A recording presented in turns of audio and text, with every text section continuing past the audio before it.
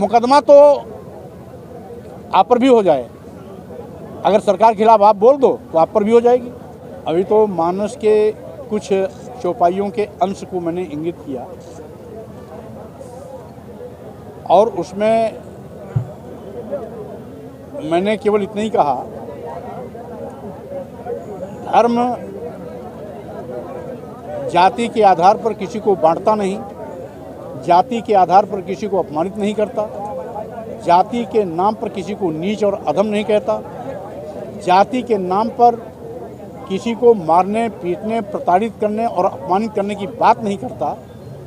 अगर कहीं धर्म की आड़ में ऐसा कुछ कहा गया है तो उसे संशोधित किया जाए या उसको प्रतिबंधित किया जाए। इस आशय का मैंने पत्र माननीय राष्ट्रपति जी को और माननीय प्रधानमंत्री जी को, दोनों महानुभाव को लिखा है। रही बात, मैं सभी धर्मों का सम्मान करता हूँ, रामचरितमानस का भी मैं सम्मान करता हूँ। कुछ चौपाइयों को छोड़कर जिन चौपाइयों से लोगों को नीच, अधम, अपमानित, प्रताड़ित, मारने पीटने का पात्र कहा गया है, केवल उस पर मेरी आपत्ति है। एक चीज़। दूसरी चीज़, देश की समस्त महिलाओं की संख्या 50% अगर मान लीजिए तो अगर 134 करोड़ आबादी है, 134 करोड़ आबादी का सीधा सीधा आधा संख्या महिलाओं की होती है। सारे आदिवासी, दलित और पिछड़ों को जोड़ लीजिए, इनकी संख्या मिलाइए तो कुल जाते हैं 97%। और ये सभी हिंदू हैं, ये कोई ईसाई नहीं है, इस्लाम को मानने वाले भी नहीं हैं। ये देश की सभी महिलाएं, आदिवासी, दलित, पिछड़े, ये सब हिंदू हैं। और इसलिए 3% लोग, धर्म के नाम पर धर्माचार बने हुए लोग 97% हिंदुओं का अपमान कैसे कर सकते हैं?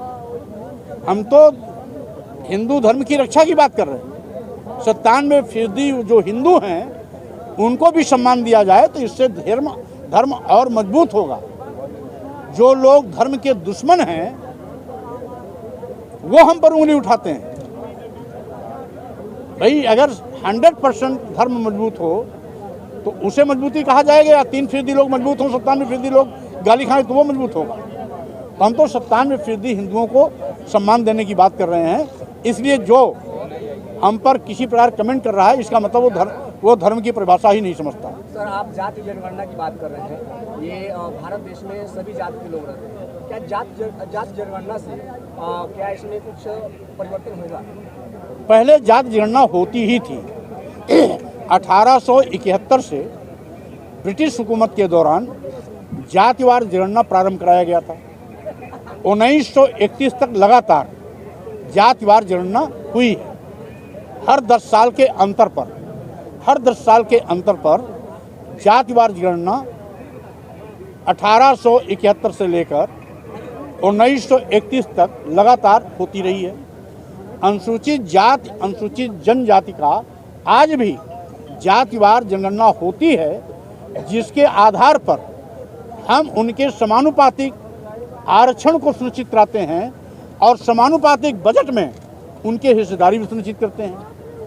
हमारी मांग है जातिवार जनगणना सबकी हो जाए और जिसकी जो आबादी है उस आबादी के लिहाज से बजट में भी समानुपातिक हिस्सेदारी उसकी हो और आरक्षण में भी समानुपातिक उसकी हिस्सेदारी सरकारी संस्थानों में, सरकारी नौकरियों में या सरकार द्वारा अनुदानित, सरकार द्वारा सहयोग किए गए किसी भी संस्थान में उनकी हिस्सेदारी सुनिश्चित हो।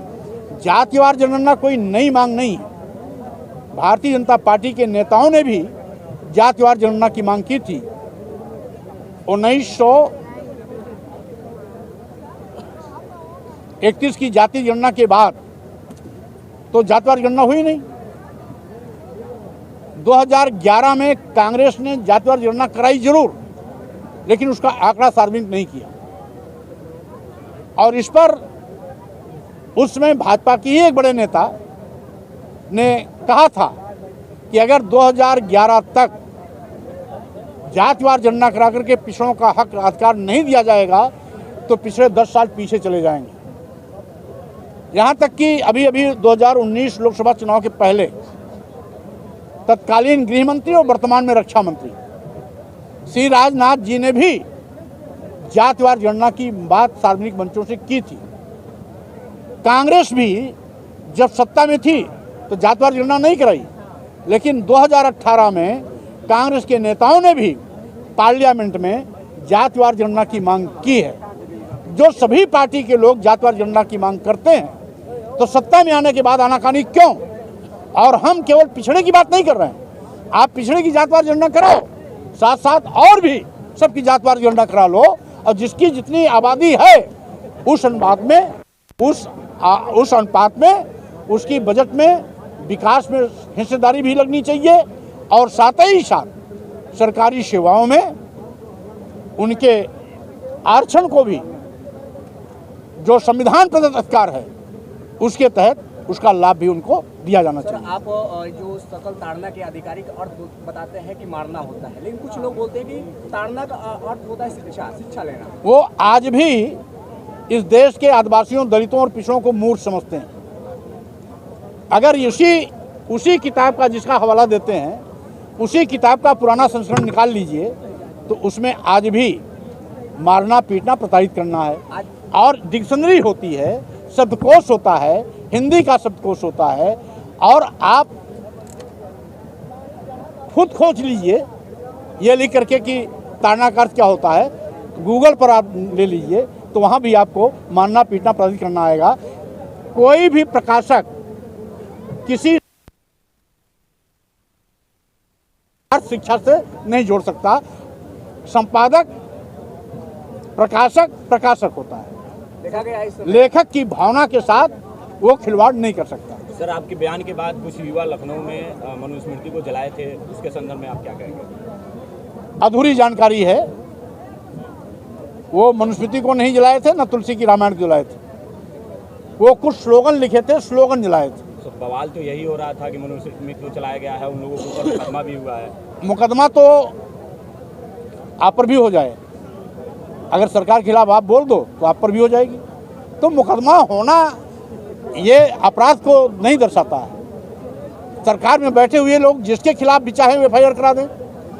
1 दर्जन से ज़्यादा लोगों ने मेरे सिर काटने का ऐलान किया। 51 करोड़ 21 लाख 21 करोड़ की सुपारी दी। जीप काटने के लिए 21 लाख 10 लाख की सुपारी दी। तलवार खरीद करके 5 लाख की तलवार हवा में लहराए कि स्वामी प्रसाद मौर्य की हत्या के लिए मैंने खरीदा है। किसी ने हाथ काटने, कान काटने, नाक काटने की बात की। किसी के खिलाफ FIR नहीं हुई, क्योंकि सरकार उन पर मेहरबान है। इसलिए सरकार अपनी खुशी के लिए जिस पर चाहे मुकदमा करा दे और जिस पर चाहे मुकदमा न कराए। एक व्यक्ति ने, मुझे याद है 3 महीना पहले, एक व्यक्ति ने अपने जन्मदिन का केक तलवार से काटा था। समाचार वायरल हुआ। उस वायरल न्यूज़ पर उसके खिलाफ FIR हुई, जेल भी गया। और आज खुल्लम खुल्ला मेरे लिए सुपारी दी जा रही है, लेकिन वो सब क्लीन चिट है, क्योंकि सैया भय कोतवाल तो डर का है का।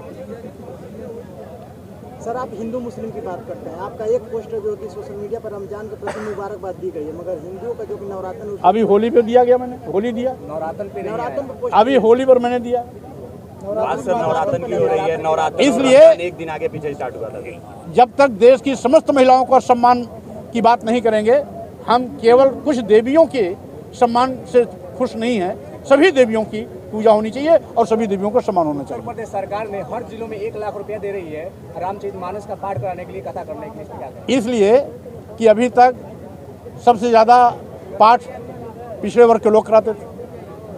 अब दलितों, आदिवासियों, पिछड़ों ने पाठ कराना बंद कर दिया। इसलिए सरकार की मजबूरी है कि सरकारी खर्चे पर उसको कराने के लिए मजबूर हुई है।